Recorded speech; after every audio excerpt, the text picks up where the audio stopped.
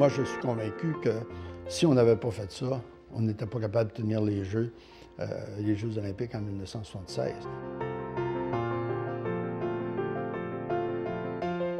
Quand le maire a annoncé que c'était à Hibert puis qu'ils ont dévoilé la maquette du stade olympique, tout le monde a applaudi.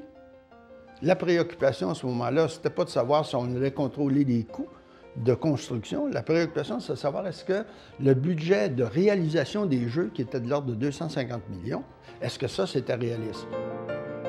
Ça a été uniquement rendu à 1974 que là, on a commencé à dire non seulement les coûts vont être défoncés, mais on va être capable de livrer la marchandise à temps. C'était ça qui était la grande préoccupation.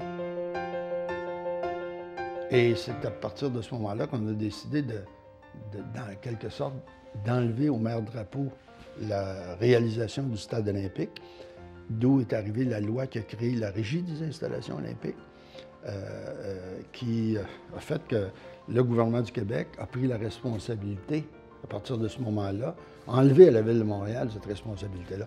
Alors, il a fallu convaincre M. Drapeau, mais je pense qu'il voyait bien que ça pouvait pas, le risque de la réputation de la Ville, puis du Québec, puis du Canada, parce que c'était tout le Canada qui était en jeu.